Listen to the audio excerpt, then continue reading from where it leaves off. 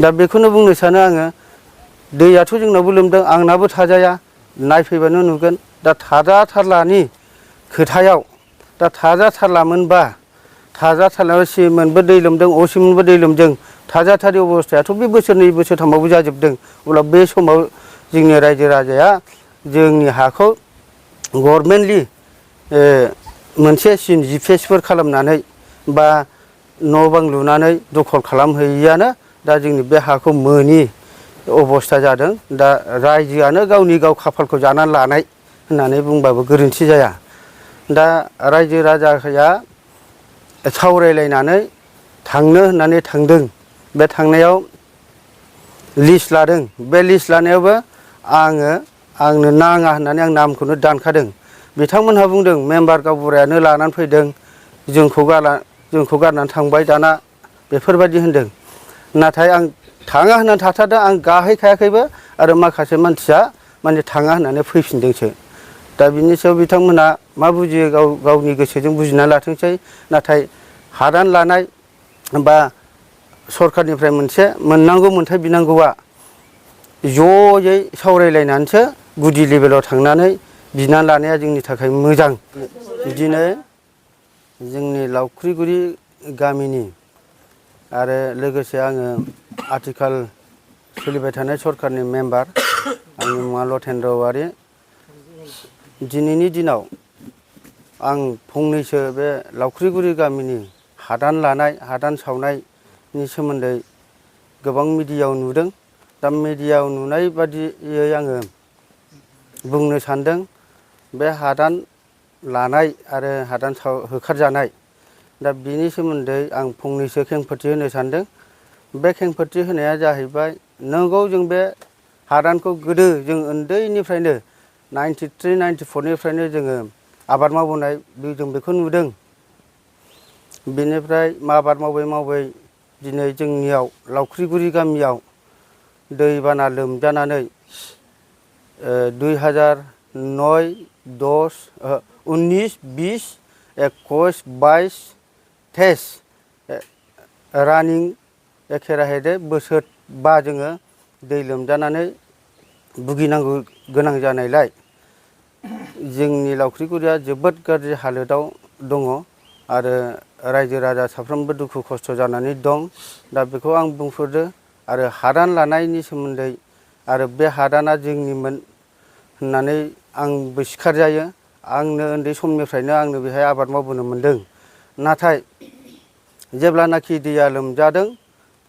2019 मायथाइनिफ्रायनो डिपार्टमेन्टलि forest डिपार्टमेन्टनियानो होन रेन्जार डिअफआनो होन आरो गोबां इन्टेलेक्सुयेल मानसिफ्रानो नोंसोर बाहाय माब्लाबा नङा माब्लाबा हाया खुरखाजोबजासिगोन बेहायनो न' लुनानै थाहैदो होननानै बार बुंबोदों दिनैसिम 5 बोसोर जाबाय दैबाना लोमजानाया नाथाय थेवब्लाबो जोंनि रायजो राजायासो बे दानि एफेक्सन जानाय जायगायाव न' गंसे गय बिफां फांसे गायनानै आंनि हा होननानै दखल खालामनानै लाहैनायनि जेबो सिनु देखायहैयाखै दा आसल खोथाया जाहैबाय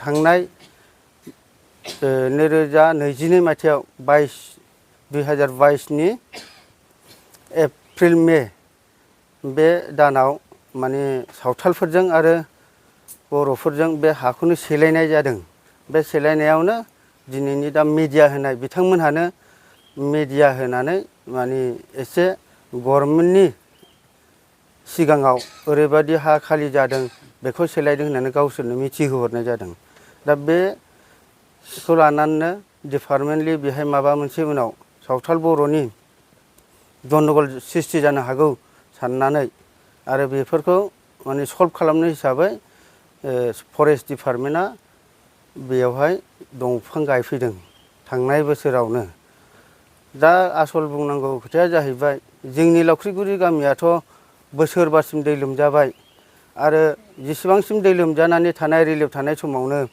डिअफ रेन्जार मेलेमजिबि बुद्धिजिबि मानसिफ्रा नोंसिनि दखलाव न' लुनानै थाहैदो होनदोंमोन जुदि बे समावनो जोङो न'खौ लुनानै जोंनि न' जोंनि हा होननानै जोङो जुदि दखल खालामनो लानो हायैयाव दा जों बे हाखौ दासो जोङो डिपार्टमेन्टलि मोनसे प्रजेक्ट बानायनानै बाउन्डार खालामनायाव जोङो बेहाय सेलायनायाव जोंहा माने मोनथावथाव जोंहा राहा फैयि जादों।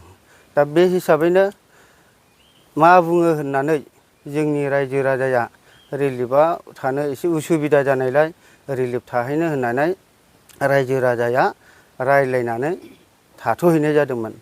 थाहैनाय लोगो लोगोनो डिपार्टमेन्टलि बेहाय नोंसोरो बेयाव थानो मोनला, नांगौबा नोंसोरो DFनाव EMनाव रेन्जारनाव आर'ज बिलाइ होनानै नोंसोरो थानो मोननायनि राहाखौ खालामनानै ला होननानै बुंनायलाय माखासे मानसि थांनायफ्रा 53 जायोमोन गासै 53आव दा बिनि बांसिनानो फैनानै दा 22ल' बेयाव हादान लानो होननानै थागथाब बोनाय जादों। दा थागथाब बोनायनि गेजेरावनो दा डिपार्टमेन्टलि बेखौ एफेक्सन खालामनाय जाबाय। दा बे एफेक्सन खालामनायावनो माखासे खोथा मिडियायाव गेवसारबाय, ओरैबायदि लावख्रिगुरियाव न' सावदों, थिं बुफायदों, बेफोरबायदि। नाथाय जोंनि फुरानाखौ जेबो खालामाखै। बे हादान जायनाखि हादान लानो होननानै प्लास्टिक खोंहैदों, नाथाय बेखौसो गावसिनि डिपार्टमेन्टलि मोनसे बाउन्डार खालामखानाय हिसाबै, दंफां गायखानाय हिसाबै बिसोरो बेखौ एफेक्ट खालामनाय जादों, एफेक्सन खालामनाय जादों। नाथाय आसल खोथा बुंनांगौआ बेनो जाहैबाय, दा जोंनि बे लावख्रिगुरि गामियावनो दा माखासेया हादान लाहैग्रा दं, माखासेया हादान लाहैयि दं। दा आं गामिनि मुरबि मेम्बार हिसाबै आंहा बेखौ नोजोर लानांगौ दङ। हादान लानायखौबो आं बादा होआ, हादान लाहैयिखौबो बादा होआ। खिन्थु जाय हादानखौ लाहैया आंनाव सहि होनानै थांनांगौ।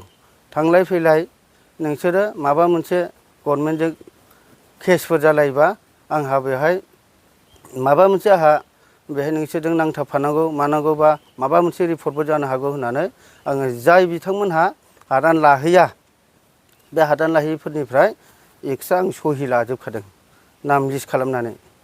दा बेखौ लानायनि गेजेरावनो जायहा थांथारला होननानै थानाय बेहा थाबाय, जायहा हादानखौ थाथारगोन होननानै नांथारगौ होननानै थादों बिसोरो बे थानानै दा एफेक्सन खालामजानाय जाबाय। दा आसल खोथाया जाहैबाय बिनि गेजेरावनो सोरबाया राजनितिगिरिया सोरबा माबा बुंबाय, नाथाय गामि हिसाबै बयहाबो दैया लोमजादों, दुखुआ जोंनावबो दङ, खस्थ'आ बयबो रायजोआनो मोनदों। नाथाय बे कालेक्टिभ डिसिसन हिसाबै जयै सानलायनानै जोंहा ओरैबायदि बादा होबायबा, डिपार्टमेन्टआ जुदि जोंखौ थानो होआ होनबायबा जोंहा मा राहा लानांगौ बेखौसो जोङो गामिनि सेक्रेटारि बा गामिनि बिसार खालामग्रा सासे आफादगिरि दङ जोंहा। दा बेफोरो ज' जानानै सावरायलायनांगौमोन। दा सावरायलायनाय जायाखै। दा गावसोर हादान थाग्राजों थाग्रा गावसोर सावरायलायनानै मा डिसिसन लादों जों बेखौ मिथिया। रायजो राजाफ्रा बिसिनि डिसिसनावबा गोजोननाय फैदोंना फैयाखै आं बेखौ मिथिया। नाथाय माखासे मानसिया बांसिनानो थाङा होननानै आंनाव लिस्ट होनानै होनाय जादों। दा बे लिस्ट होनायखौ आं लानाय जादों। दा बिथांमोना हादान लाग्राफ्रा साननो हागौ मेम्बारानो जोंखौ हजों गोजौ लेभेलाव थुदों एबा सोरबाया सोरखौबा माबा केस होदों बेफोरबायदि साननो हागौ। नाथाय बेबादि सानदोंब्ला बिथांमोनहा गोरोन्थि। दा बेखौनो बुंनो सानो आङो, दैयाथ' जोंनावबो लोमदों, आंनाबो थाजाया, नायफैबानो नुगोन। दा थाजाथारलानि खोथायाव दा थाजाथारलामोनबा, थाजाथारलायाव सिमोनबो दै लोमदों, असिमोनबो दै लोमदों, थाजाथारि अबस्थायाथ' बे बोसोरनै बोसोरथामावबो जाजोबदों। अब्ला बे समाव जोंनि रायजो राजाया जोंनि हाखौ गभर्नमेन्टलि मोनसे सिन जिपिएसफोर खालामनानै बा न' बां लुनानै दखल खालामहैयैआनो दा जोंनि बे हाखौ मोनि अबस्था जादों। दा रायजोआनो गावनि गाव खाफालखौ जानानै लानाय होननानै बुंबाबो गोरोन्थि जाया। दा रायजो राजाया सावरायलायनानै थांनो होननानै थांदों। बे थांनायाव लिस्ट लादों। बे लिस्ट लानायावबो आंनो नाङा होननानै आं नामखौनो दानखादों। बिथांमोनहा बुंदों मेम्बार गावबुरायानो लानानै फैदों, जोंखौ गारनानै थांबाय दाना बेफोरबायदि होनदों। नाथाय आं थाङा होननानै थाथारदों, आं गाहैखायाखैबो आरो माखासे मानसिया माने थाङा होननानै फैफिनदोंसो। दा बिनि सायाव बिथांमोनहा मा बुजियो गावनि गोसोजों बुजिना लाथोंसै। नाथाय हादान लानाय बा सरखारनिफ्राय मोनसे मोननांगौ मोन्थाय बिनांगौआ जयै सावरायलायनानैसो गुदि लेभेलाव थांनानै बिना लानाया जोंनि थाखाय मोजां होननानै आं बेखौ सानो। नाथाय जयैनो सावरायालासिनो हादान लाग्राल' मोनसे बे मिडिया खालामबाय थानायाथ' जोंनि मोन्थायखौ बिनाय जाया आंनि साननायाव। दा बेखौनो बुंनो लुबैयो, जुदि जोंहा बेहाय थाहैनोबो मोनलाबा, बेयावबो जोंहा थाजालाबा, जोंहा जयैनो सावरायनानै माबा मोनसे जों सरखारनाव दाबि खालामनानै जोंनि थांना थानाय राहा बा जोंनो मोननांगौ मोन्थाय बा जोंहा दैजों हा खुरखाजोबजानाय हिसाबै माबा मोनसेथ' राहा जों लानांगोन। नाथाय बेफोरबायदि राहा लानायनि थाखाय सावरायलायनाया दासिमबो जायाखै। जोंहा सेक्रेटारि दं, ओमफ्राय गामिनि सासे आफादगिरि दं। सरखार गावबुरायाथ' आफादखौ सोलिया जोंना। सरखार गावबुराया नांगौखिनि सरखारनि खबरखौसो खिन्थानानै होयो। आंबो मेम्बार हिसाबै गामि रायजो राजानि जाखिनि खौरां बेखौल' आंबो खिन्थायो। नाथाय गामिनि आफादगिरि सासे आरो सेक्रेटारि सासे बिसोरसो मेलखौ लिंनानै सावरायनाया मोजांमोन। दा बेफोरबायदि सावरायैयाव दा बेबायदिया जोंहा भुल बुजा-बुजि गोसोआव साननाय, सोरखौबा दुखु मोननाय, सोरखौबा गाज्रि मोननाय, दा बेफोरबायदि सोलिनानै थाबाय। आरो बेजों लोगोसे आं मोनसे खोथा आङो क्लियार होनो सानदों। सासे आइजोआ जयश्री मुसाहारि होनो बेखौ, बिनि बिफाया महेन्द्र मुसाहारिमोन। दा बिथाङा गोरजिया लाखिदों। दा गोरजिया लाखिनाय, दा बे मानसिया जेबो मोनाखै होनदों। आरो दै बानायाव माने मेम्बारा बिसि फिसाय सानैखौबो फैसा सोनानै लादों होननानै बुंदों। आरो बेयावनो मोनदों बैयाव मोनाखै होनदों। दा बेफोर खोथाया माने सिगाङावनो रायजो राजाजों कालेक्टिभ डिसिसनजों रायजोआनो थांदों, मेम्बार गोजामानो थांफादों, गासैबो मानसियानो थांफादों, सेक्रेटारियानो थांफादों। बिसोरनि मावनायनि दारैनो मारै डाबल हाबदों बेखौथ' आंबो बुजिला। दा डाबल हाबनायनि सायावनो रायलायलायनायनि गेजेरजों माने साफ्रोमबो माखासे हाफ डेमेज जानायफोरनो माने फैसा रानखानानै गासिनोबो होनानै माने बिसोरनोबो बाहागो होफानाय जादों। दा बे फैसा हाबनाय बेलायावनो माने बियो मिथिया जानो हागौ। बे रायजो राजाया बेखौनो सिगाङावनो जोङो मिलायनानै थाजोबखानाय आरो बे जोबना थांनायसो। बिथाङा बुंदों जे सेमोन होनदों, सेमोन 2021 माबा 22, नाथाय बियो 2021नि फ्लाड डेमेजनि रांमोन। दा बे फ्लाड डेमेजनि राङाव आङो सरखारजों आर'जलाइ बिलाइ होयै होनानै दैबाना लोमजानाय, थोरसि लथा गोजावलांनाय इमारजेन्सि हिसाबै 3800 बेखौथ' कम्पालसारि गासिबो मोनजोबदों। आरो 35 न'खर फुल डेमेज आंनाव फैदों। दा 35 न'खर फुल डेमेजआथ' 35 जन मोनदों। दा बे बिथाङा बुंदों आंहा मोनाखै, आंनि नामखौ सोनानै लादों होनदों। बे जेलानाखि 2021आव बाना जादोंमोन, बेनाव दैयानो लोमाखै। सरखारानो फैनानै सार्कोलनिफ्राय फैनानै बेखौ फट' खेबै लानानै माने 35 न'खरखौल' माने फुल डेमेजाव होनाय जादों। दा माखासेखौ पार्सेल डेमेजाव खोलैनाय जादों। पार्सेल डेमेजाव 3200।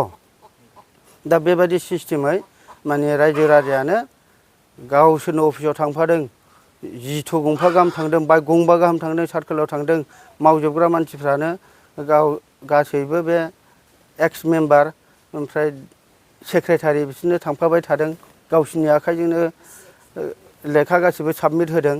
दा बेफोरबादिखौ जानानै थांनायखौ दिनैनि हादान हैजानाय समाव बेफोरखौ बुंफिननांगौ गैयामोन। नाथाय बेखौ क्लियार होनो थाखायनो आङो दा मिडियायाव होनो थाखाय आं बेखौ बुंनाय जाबाय। दा जोङो सानलायनांगौबा जोङो कालेक्टिभ डिसिसनजोंसो जोंनि सरखारनि मोननांगौ मोन्थायखौ मोननो थाखाय जों गोजौ लेभेलाव आर'ज बिलाइ गारनांगोन। दा आर'ज बिलाइनि गेजेरजोंसो जोङो मोननांगौ बे मोन्थायखौ मोनगोन। दा मोननांगौ मोन्थाय दं होननानै बुंखाबाय। दैबाना लोमजादों, हा खुरखाजादों, मोननांगौखौ बयबो बुंदों। नाथाय मोननांगौनि थाखाय दासिम जयै सानलायनानै गोजौ लेभेलाव माने जेबो आर'जलाइ होनाय जायाखै। दा बे उननि समावथ' सावरायनानै होनांगोन जोङो। दा सावरायनो होननायावबो मोनसे खोथा दङ। जाय हादानाव थाग्रा मालाय हादानावनो मिथिं जानानै सावरायो। दिनै जोंनाव सेक्रेटारि दं, आफादगिरि दं, बिसोरसो दैदेननानै मारै जाथावथाव बेखौ रायलायनांगौमोन। नाथाय बेफोरखौबो बिसोर दासिम रायलाया। दा जोंखौ थालांनाय हिसाबै जोंखौ गावस्रा गारबोनानै जोंखौ फैबाय होननाय खोथाखौसो आङो दुखु मोननाय जादों। मानो होनबा आरो मोनसेया जाहैबाय मेम्बार गावबुराया जोंखौ लाबोदोंमोन होनदों। नाथाय आं मेम्बार हिसाबै आङो सिगाङावनो रायजोनि गेजेराव बुंदों आंनि नामखौ दान हरैहाय थांनायनि नामखौ होननानै आं बुंखादों। दा बेखिनिखौ बुंनानै आंनि बुंनाय जाखिनि बेखौ बेखिनियाव फोजोबनाय जाबाय। जोङो मोनसे बुस्थुखौ खोनादों बा नुनो मोन्दों जे राबार बिफां गायनो लाबोनाय मानाय बे मारै मारै? बे रबार्ट गायनायखौथ' आं मिथिजोबा। गायदों होननानै आङो मिथिदों। लबार बिफां लाबोदों होननानै आं मिथिदों। नाथाय बेखौ सोर गायफैदों आरो सोर लाबोदों खोनानायाव सोरबा माबा सिसफायारनो सोरबा सारेन्डारनो बिदि ज' जानानै लाबोदों होननानै आं खोनादों।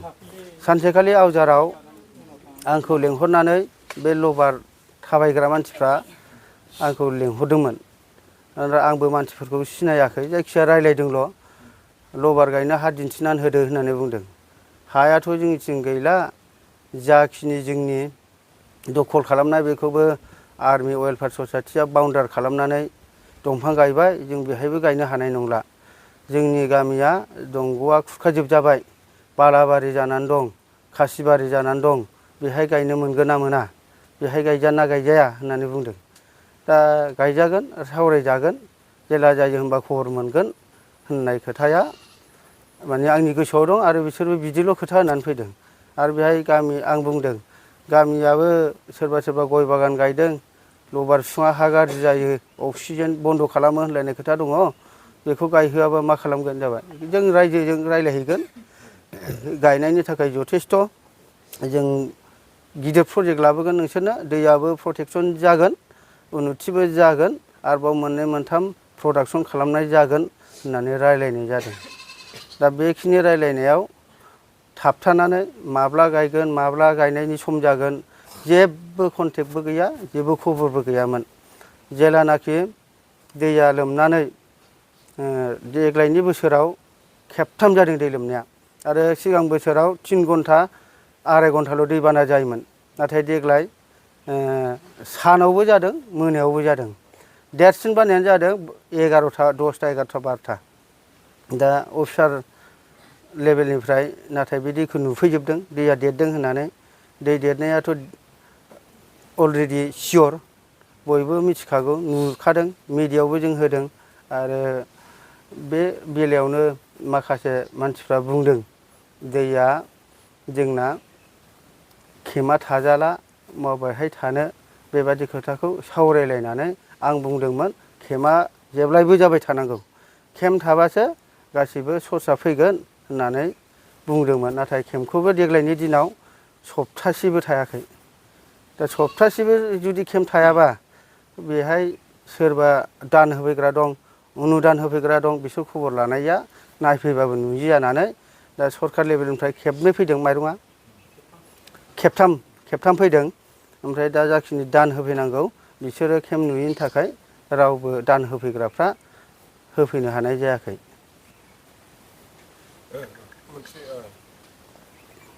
जोङो जथेस्थ' नुनो मोनबाय नोंथांमोननि गामिया दैजों खुरखानाय समस्यायाव दं, फारसेथिं गोदान हालायनायाव दावराव-दावसि जानानै दं। दा बेफोरबायदि समस्याखौ समाधान खालामनो थाखाय सोरखारनियाव माबा मोनसे खावलायोमोन? बे सरखारनावथ' जोङो खावलायनांगौ आरो खावलायबायबो। नाथाय सरखार लेभेलनिफ्राय जाखिनि EM सारनावबो थांबाय, थांनानै बुंदों जों सिन्था खालामगासिनो दं, जेलानाखि माबा मोनसे सुबिदा जागोन जों होगोन। दाथ' रायज्लायस्लाबना उमुगाव थांदो, दाबसे जायगा बिथांमोनहाबो नागिरनांगौ जायो। दा बे हिसाबै बिथांमोनहा स्पटखौ मेनटेन खालामनानै डाइरेक्ट खिन्थानो हायाखै।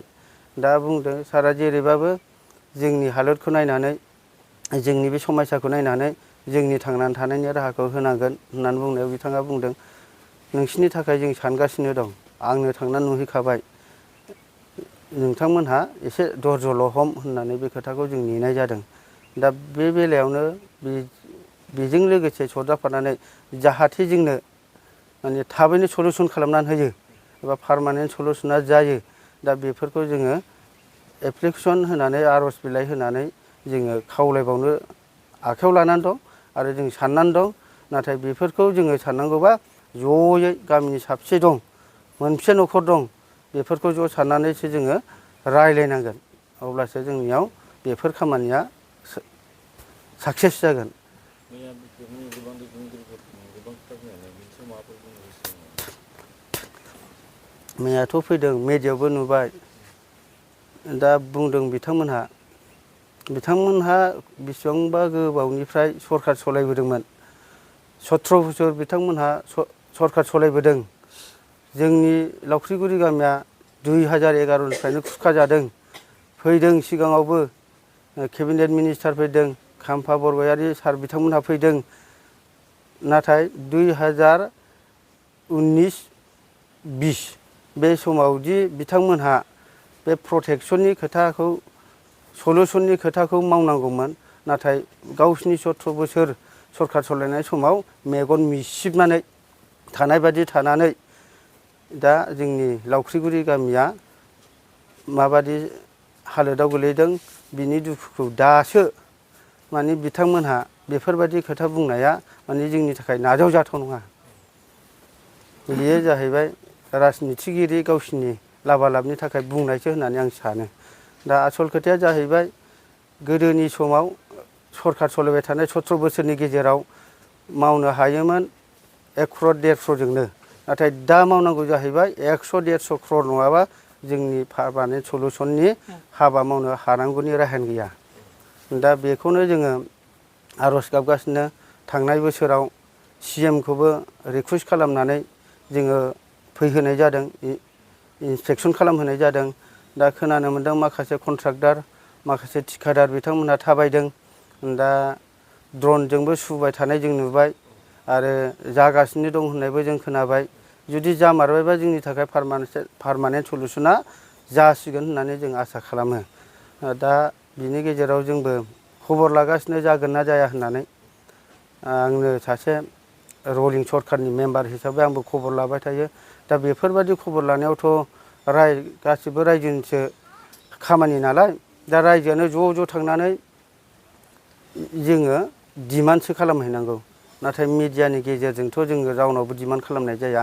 जोङो पारमानेन्ट सलुसन नांगौबा जोङो आर'ज बिलाइ होनांगोन।